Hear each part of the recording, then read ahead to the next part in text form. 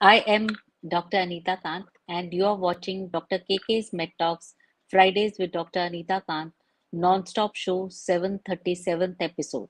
Let's have the headlines of the day.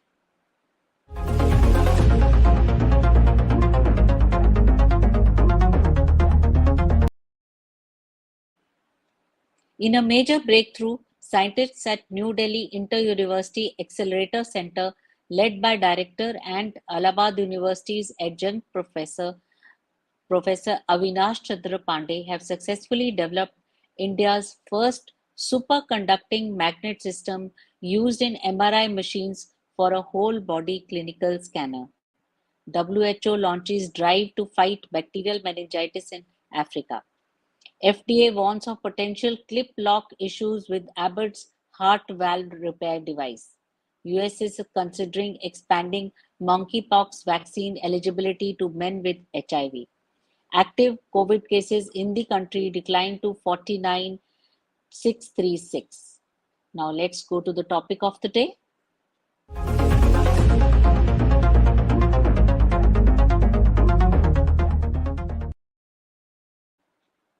So today we will be talking about Tai Chi for doctors. Doctors are one such community which never takes care of their own self. And today we have our special guest, Dr. Sunil Srinivasan. He is a consultant pediatrician and an international Tai Chi instructor. He is body mind wellness expert, a Himalayan trekker, and a meditator. He is the past president of IAP Tamil Nadu. He is also the founder of Happitude Stress Relief Program. So, welcome, Dr. Sunil Srivasan, and we are Welcome. very happy. We are very happy to have you here, Srinivasan. And let us start talking today about what is it all about that the doctors should know about their own fitness. So, Yes, how do you define fitness at the first yes. instance? So whenever we say fitness, the first image that comes to your mind is that of Hrithik Roshan. So you have all bulging muscles and sculpted body. But surprisingly, physical fitness or even physical appearance is a very small part of the entire fitness spectrum. So if you take health related fitness, there are three major domains. As you know, we have the physical, we have the mental, we have the social. And each of these further subdivided into strength, flexibility, and balance. For example, you have physical strength, physical flexibility, physical balance, and so on for your social, mental, which means we have 9 areas in which we have to become fit. So as we go along, we'll discuss all this. So fitness is a huge, huge topic. And in the next half an hour, we'll try to condense as much as possible. Thank you. So, what is the simple evaluation of physical fitness at the first Yes, ma'am. go? In fact, if you look at standard exercise manuals, a lot of charts are given depending on age, what should be how much should be able to squat and so on. Very, very tough to follow all those charts. So I have only five simple things to follow physically. The number one is body mass index. If your body mass index is less than 25, you are good. The second thing I want people to check is the resting pulse rate. That is, as soon as you wake up in the morning, before you get up, count your pulse. If your resting pulse rate is around 60, not 72, around 60, that means you got good vagal tone, you're good. The number three I tell is measure your waist circumference. Now, anything less than 95 centimeters is good, but you want to be more technical in waist, it should be less than half your height. So whatever height is in centimeters, half it. If your waist is around that, you're good. Three. Number four, if you're able to stand and touch your toes without bending your knees, without any difficulty, that's good. And finally, if you can stand on one foot, one foot and balance for 1 minute, you can keep your eyes open, no issue. I think all these are the five simple things all of us can check daily. These are good. You're physically fit. Thank you. So, why should doctors be fit? That I'd like to know. A very, very good question, Dr. Anita. Because see, medicine is very cerebral work. So we think, why should we physically fit is a good question.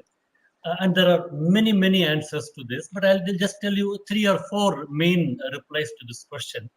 The first thing is being physically fit helps you to sit through the entire day. Otherwise, through from morning to night, seeing that you need to have stamina, you need to have patience. So not only it gives you stamina to sit throughout, examine each patient carefully, more it gives a lot of clarity of thought. The more fit you are, the more better you can think. Number one. Then mentally, all of us are subject to so much stress, madam. We're going to talk about it Yes. soon. So, physically fit, body and mind are totally connected to each other. So, if you are physically fit, you can handle all the mental stress much better than otherwise. And finally, socially, I want to make a sad point here. All of us are going to become old one day. All of us are going to become bedridden, immobile, and we are going to become burden on our children. It is inevitable. You can't escape that. And even if the children don't mind that, so by being physically fit, you are trying to postpone that immobility as much as possible.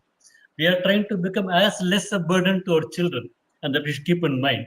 So I think these are the main factors. I always feel the doctors are the cream of society, and we should set example by being fit. There's no point in me being unfit and telling the patient do this, do this. It doesn't make sense at all. So instead of doctors telling what to do, show them what to do, show by example. So these are some of the reasons why doctors should be fit. Thank you. So you suggest that doctors should lead by being an Example. example themselves. Yes, ma'am. Yes, So, ma'am. how many times a week should we do workouts and for how long? Yes, ma'am. The my policy on that is you work out every day. There is no holidays for workout. The only day you're allowed not to work out is if you're fasting. Some people do the Ekadashi fasting and all that. Fine. On that day, you're excused. But there is no holiday for workout. You have to, just like your heart and lungs work every day, you have got to work every day. There is no excuse, no shortcuts there. And for how long? Right. 100 minutes is what I advise. 100 minutes. And these 100 minutes, the way you divide it, so 40 minutes for cardio. We'll talk about it very soon. So 40 for cardio, 30 for stretch exercises. Stretch exercises, we'll tell about that. And 30 minutes for meditation. So 40 plus 30 plus 30 is 100. This is the minimum you got to spend on your body every day of your life. There are no vacations, no holidays for this. The people are going to protest. I don't have 100 minutes. I'm so busy. I'm a busy doctor. But this body has been there throughout your life, from your womb to tomb. It's a poor thing, supports you throughout life. This is the only thing you call your own, man. Nothing else in this world is your own. Not your money, not family, not your knowledge. Knowledge is borrowed. I read from books and read. And not even your mind. Mind is all conditioned mind. But body is absolutely your own stuff. Please take good care of it. 100 minutes is what you want, the body wants from you. Thank you. So, despite knowing that we should work out daily, why are we reluctant to exercise? Yes, ma'am, that is very, very, very true. And I'm sure most of us agree. And this is has puzzled scientists for a very long time. What is this happening? I mean, doctors tell smoking is bad, and so many doctors smoke. You tell alcohol is bad, so many. I mean, what's happening? I mean, what is this puzzle thing? You know it's bad, and why do people end up doing it? So, for a long time, we thought it's something like willpower. No, somebody has willpower and somebody doesn't have willpower. And now we know it is not. There's a very strange story happening here. What we know that the cerebral cortex is what does the thinking for all of us. But now we realize that cerebral cortex is being manipulated by a small group of nuclei which is sitting deep in the brain, and this is called the basal ganglia. Now, basal ganglia is an evolutionary remnant from a reptilian brain. So, our ancestors are reptiles. So, we have inherited that brain from reptiles. Now, this basal ganglia is very simple, doesn't have many complex things. It knows only two or three things. It knows pleasure, it knows pain, it knows fear. Only three things. So, anything that is painful, it will say, no, don't do it. Pleasure, yeah, come on, let's do it. The basal ganglia is not bothered about your health or fitness, nothing. It wants to be keep happy herself, no pain, only pleasure. So what happens, what studies have shown is that when you think of doing exercise, when you think of not exercise, when you think of doing exercise, it sends painful impulses into your brain. Painful impulses. This pain is equivalent roughly to a 40-volt shock. The same pain which a 40-volt shock causes is the same pain when you think of exercise. So whenever you think of exercise, the basal ganglia is painful. Come on, are you mad? Why are you doing this? Don't do it. Relax, have a cup of chai or watch the TV or whatever. Have a chocolate. What are you mad? Why are you doing painful thing? Come on, get off it. So, but the cerebral cortex is like a big elephant, no? So manipulated by small. So what it does is it says, you know what? Let us not do it today. Let us take relax. Maybe I'll do from tomorrow, or maybe from some auspicious. Maybe from New Year I'll start, or my birthday. So it just rationalizes. It has given up hope, but so that's the reason why people join on gym on New Year Day, and those people offer 1 year for 6 months, and none of the guys pass January. After January, everybody stops going. So what I'm telling is, we are manipulated by basal ganglia, and that's the reason. We are not we have to blame our basal ganglia. Thank you. So how do we overcome this initial resistance, produced by the basal ganglia to Yes, yes, madam. anti-exercise? Yes, man, absolutely. Anti anything good, man. Anything good, Basil doesn't like it. Yeah. So it wants you to take all starchy food or oily food, everything. Come on. But nothing is going to happen. After all, one samosa this day, what going to? So this is the evil basal ganglia. Anyway, so the way to overcome basal ganglia is to stop thinking. Stop thinking. I'm so sorry to be very dramatic here, but suppose you want to do exercise, do it. Don't think about exercise. Just do it. For example, I come from a hospital every day and I do treadmill. And even before going to the hospital, I keep all my dress ready, all my t-shirts, shorts, my shoes, everything is there on the treadmill. The moment I come home, I change my dress, get on the time, start. I don't think about doing, I just do it. So what happened? That's the best thing, but it's a very. I mean, I can say, but people find it difficult. So what I can suggest a nice trick to fool the basal ganglia. So basal ganglia like a child, no, very adamant child. You're going to be very patient with the child. So what you say to the basal ganglia, let's do for 5 minutes, just 5 minutes today. Okay, basal ganglia, be calm. Okay, ठीक है, पक्का 5 minutes. So you know what? So you get on the table and do for 5 minutes. Then after 5 minutes, can you just for 5 more minutes? Just paki baat this time. I'll do just for 5 more minutes. And we said, okay, I don't mind. So another 5. After 5 minutes, it will give up. You know what? You do whatever you want. I'm not bothered. So that is the magic of exercise. You start, don't bother. Even if you're feeling, I felt many days, I come at 11 o'clock and should I do? Maybe I can sleep. Maybe I can do this. I get on the treadmill and fight. After 10th minute, it changes. The brain wiring changes. You're happy doing it. So that's a way to overcome this evil. The other way you can do is you can call a friend, some friend who's interested. You can call a friend or a spouse who can motivate you, or have a personal trainer. A lot of people have personal trainers and they motivate you. And women have a very nice way of countering this, men, not men but women. What they do is they anticipate a social function. For example, like this wedding is coming, so I have to fit in this lehenga. I'm not fitting in this lehenga right now, but you know what? 3 months Right. I'm going to have some motivation. So either whatever works for them. The multiple methods. So be motivate, but don't do much thinking. Start exercise. Thank you. Thank you. Just go for it. So what is the Exactly. best cardio that you will suggest? Yes, ma'am. The best cardio, safest, most convenient, most validated, with my most personal experience, is a treadmill. So I've been using a treadmill for more than 25 years. Absolutely safe, no issues at all. The reason I'm telling, if there are orthopedic colleagues watching here, some of them are against treadmill. They feel it might damage a knee joint, but it doesn't damage. I can assure you. The thing is, you can either run on a treadmill or a walk, but I only walk. I walk for 4 kilometers an hour. I put the treadmill at 15 degrees inclination. I walk for 40 minutes, 40 minutes.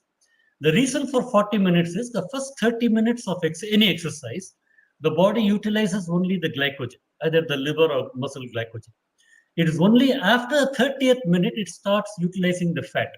So if you want to burn your fat, progress beyond 30 minutes, So 40 is good, even 60 is much better if you have time. After 60, there isn't much benefit. So work beyond 30 minutes. Don't stop at 30. So, and treadmill is the safest. If you're going to buy a higher end model, so a normal treadmill costs about roughly about a lakh and some small change, and that's the safest. It doesn't damage your knee joint. They're all very springy kind of treadmills, so go for it. That's the best cardio meal. Thank you. So, why should we do stretch exercises? Yes, ma'am. So there are two different aspects of stretch exercises. The first thing is the more flexible your body, the more comfortable your life. It's such a profound statement. So not many people talk about flexibility because throughout your life you got to bend down, pick up things, go here, go there, climb up. It needs flexibility. So we need to be as flexible as children. You see, children, they have no problem. They climb trees, get under the bed, but we have to struggle because our body is not flexible. So the more flexible you are, the more pain-free you are. The more rigid you are, the more causes a lot of pain. This is number one. And number two, when you do stretch exercises, you strengthen your tendons. Now, tendons are very peculiar structure in the human body. Tendons have to be strong. Tendons have to be elastic too. So these combinations are very, very rare combination. It has to be stretchable, elastic. Same time, it has to be strong. The best thing about tendon is a chemical structure. It doesn't have much cellular structure. It's a collagen fibers, all long bundles, consumes very less energy, and it doesn't age at all. Unlike your muscle or heart or brain, tendons don't age. They are 20 or 80, the tendon is almost the same. So that's the reason, even if you keep your tendon strong, you can be as powerful or almost as powerful at 80 than at 20. I was doing in China my Tai Chi, and I saw one 75-year-old lady. She was delivering all the gas cylinders. So she just picked up one gas cylinder from the put it. I was amazed. This old lady looking so frail. She didn't look muscular, very frail, thin, small. So, and then after age, I'm 75. So imagine, because she had strong tendon, no muscles but tendon. So all of us can, by stretch exercises, you strengthen your tendon, which doesn't age, keeps you fit throughout life. So these are two reasons why we should do stretch exercise. Thank you. And how do we build up our mental strength? This is about physical strength, but how do Yes, we yes. build up our mental strength? Yes, madam. Yes, madam. We have to learn from women only, but how to be mentally strong. All women are strong. I think you can give us better tips on how to be mentally strong. But I believe the pillars of mental strength are three, madam.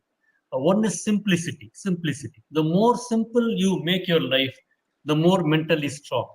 The more complex your life, you obviously so much tension, this and that. So simplicity is number one. Number two is patience. Number two, we are all hurried people. We all want things to happen in a hurry. So the more patient you are, it builds up your mental strength. And finally, compassion. These three combinations: simplicity, uh, compassion, and patience. And women being mothers, if you're a child, if you have a child, you got to have all the three. You have to be patient, you have to be compassionate, and be simple. I mean, you try to. So I think that is a lot of people, we forget these values as we go along. So any task which has these three will make us strong. Thank you. So, why do we need mental flexibility for all of this? Yes, better. So, what happens is mental strength alone is not enough. Mental strength alone is not enough. I'll tell you an example of my grandfather. He had 15 children, mentally very strong. I knew him well. And he has raised all the 15. Everybody has done exceedingly well. All my uncles, aunts, all done very well. Mentally Really very nice. strong. But towards the end of his life, he became very sad, depressed because his sons never listened to him. They all went on their own path. He wanted this for his son. They don't know. We don't do this. They're all doing well, but he was not flexible enough. So he was mentally strong, but he was not adaptable. So as we grow older, everything changes. Technology changes, expectation changes, the relationship between our spouse changes, children have their own ideas, the community changes, the politics change, everything changes. But unless you are flexible, you won't be able to. You will start feeling depressed. You say, "What? In my days, मेरे जमाने में ऐसा होता था, अब क्या हो रहा है, क्या, no, this all gone. Your zamana is gone, you have to change. That flexibility gives you a lot of comfort in life. Thank you. So, another thing I would like to know, how do we stimulate all the areas of our brain? Yes, ma'am. Very, very good. What have all of us are doctors? I know that we have our all work a dominant hand and non-dominant hand, and by using our right hand, we keep on stimulating mainly the left area of the main left area of the brain. So I learned some time ago, some years ago, that one of the best way to stimulate the brain is to use the non-dominant hand. So what I do is every day I start brushing with my left hand. So it was very awkward to begin with. Now I'm sort of getting used to it. So that's a one first very easy thing to start using your left hand for or combing hair or dressing or putting buttons or even starting writing with the left hand. It is awkward. It is very, very strenuous. I know, but that's how we stimulate the brain. The second thing we can do is take up art, madam. Art is a very right-handed act, right brain activity. So you can take up drawing or painting or music, anything that is very non-logical, non-sequential, intuitive, that kind of activity. So in the corona time, I had to close my hospital, sitting at home. I thought, why not start drawing? I have no idea of drawing at all. I've never drawn in my life. In my school, all my drawing classes I used to get zero because I used to draw so horribly. So I thought, why not start drawing? So in the beginning, I couldn't draw even a single straight line, all crooked. But at plenty of time, slowly I've improved. So over the 2 years, I slightly improved, man, not that bad. Can you show a picture I drew, madam, 2 days ago? Can I show a picture here? What I Yes, drew? yes, yes. Yes, Just yes. hang on. I hope this is visible or can you see this picture, madam? Yes, this is beautiful. Can you guess what it is? No, is it the Golden Temple? Yes, ma'am, you got it. Yeah, that is Golden Temple. That is indeed Golden Very, Temple. very pretty, very pretty. Thank you, thank you. I am happy recognized it. So I know I'm slowly improving. I'm quite happy with my progress. So the idea of It's a drawing real is good thing. thank you, ma'am. Thank you. The idea is that Definitely. you stimulate all your brain by taking up any of the art. It doesn't matter how bad you perform. Just do it. You'll be much happier. Thank you. And what exactly is social fitness, if I may ask? Yes, ma'am. Yeah. See, we talked about mental fitness. We talked about physical fitness, social fitness. Very important modern age with all the social media coming. All my patients ask, the doctor Saab, are you on Facebook or you on Instagram? I'm not there. I am there, but don't even go there. My daughters have added my name, but I don't go there. But that I think I should change. And all the younger generation, I don't have. But go make your social presence. That's all telling. What I do is I am in WhatsApp and I keep in touch with all my patients. So anytime a patient has got doubt, they can send me a message or WhatsApp. I'll try to solve anywhere from any part. Most of our patients have gone to US, so from that they send a message, so I help them. So that way you stay in touch. So with all your patients, that is social fitness. And the second thing is do networking. Try to meet as many people as possible and make your social content. It was no longer applicable in my practice. We just went by word of mouth. But today they want social presence. So be in social media. Keep in touch with all your patients. Thank you. Now I think the younger generation has moved on from Facebook also and gone to Instagram. Yes, So ma'am. Instagram. we are I know. lagging behind, right? Yes, ma'am. Yes, So ma'am. that is the way to improve our social balance. I agree. But Yes. how does meditation fit in? How is it important in our lives? So meditation is just for a lot of people, it's a very scary word. It just means calming the mind. Calming the mind. That's all it is. Meditation is not concentration. It is more relaxation, calming the mind. So there are two methods mainly for calming the mind. One is what is called that classical pranayama. You take in through your breathe in through your left nostril, let it through right, take it through right, left. That's a very everybody knows pranayama. 20 minutes of pranayama is enough to calm your mind because it balances both your sympathetic and parasympathetic.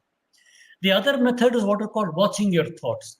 Close your eyes, very simple. Just keep watching your thoughts. Every time a thought arises, let it go. Don't hold it. So this is called letting go meditation. Just Make the thought into a balloon, let it go. Another thought, balloon. No, it's not as simple as I say, it's quite tough. I've been practicing letting go for the past 10 years. I have not progressed 1 inch, I'm telling you. Every time I think all thoughts are, but the best thing, it is not success in the, it's just a process. You're attempting that alone is enough. You don't have to succeed in it. And this letting go is very popular in United States. A lot of people practice it with enormous benefit of letting go. Just 20, there's a lot of material in the net, madam. So letting go not only is mentally good, it also lowers your blood pressure, your pulse rate, your oxygenation, your cortisol level. Everything comes down with letting go. Meditation was the best exercise for physical well-being, not even mental. Even physical well-being, meditation is good. Thank you. Actually, I believe that we Indians stress a lot about, doing puja. So, this Yes, thing yes, has to be put here, this thing has to be put here, this is one correct. step, this is the second step. So, Yes, all those small rituals of the daily puja, and then you end up reading all the mantras with your eyes closed. I think that is correct. another way of meditation, taking yourself Absolutely. all away from whatever is happening around you and trying to be one with God. You may not succeed, but at least you manage to let go of all the stress, right? Wonderful, You ma'am. agree? Perfect, perfect, Right, perfect right. example, ma'am. Perfect example. Right. Yeah. So, doctors are a stressed lot with an Yes, additional lot of patients' illness playing with their brains all the time. And the yes, routine life burdens are all like all other human beings. yes. So, how can exercise, physical exercise, help as a stress buster? Correct, but there are plenty of studies showing the various ways exercises help. But simply two or three points I'd like to make. Once you do exercise, it releases so many hormones, like your endorphins, you have dopamine, you have Yes. serotonin. All this goes and affects the brain and makes it all positive hormones. It makes you think in a much better way, relieves your stress, gives a perspective. Even if you don't think about anything, a half an hour exercise completely relaxes you. All studies have shown that it's wonderful, wonderful exercise, stress buster. The other good thing about exercise is, as you exercise, you become more shapely. We started with the shape of the body and we're coming back to shape. So even though Mhm. shape of body is not important, but still you feel self-image is important in our for Yes. stress. So Yes. more confident you feel about yourself, the more happier you are. So if your waistline is becoming better, your pants are fitting or what a dress is fitting, you look good. People tell, "Oh God, my God, you're slimming down, Dr. Anita. You become so." Then you're automatically all your stress is gone. You feel happy. And the opposite, if somebody says, "Oh, but what have you put on weight?" You feel so depressed for 2 days. So it works both ways. So I think that's the way exercise makes you both bodily as well as mentally uh, much happier, relieves your stress. Yes, Exactly. Happitude is the word I would say. If you do yes, some exercise and with a yes, positive mind. Right, yes, right. I ma'am. agree Yes, with all yes. of this. And I Thank think you. although we have talked about fitness for doctors, but Yes, listening through all your answers, I feel all of this fits onto a general public person as well as any doctor. And you have gone point wise for everything, so I think I'll go through the interview once it's over again yes, and yes, note ma'am. them down in my brain or maybe note them Yes, down on my copy yes, so that I can yes, ma'am. refer whenever I need it. Thank you so much, Absolutely. Dr. Sunil. You have really done a wonderful job today.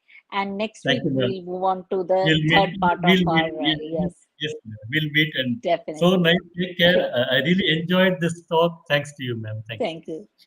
Thank Could you. you show us the certificate, please? Thank you, ma'am. Thank you. So nice. Thank you. Thank you, Dr. Sunil. Yes, It yes, has been thank a you, ma'am. pleasure having you over for the Thank second you, ma'am. time. And Yes, ma'am. this will be all for today.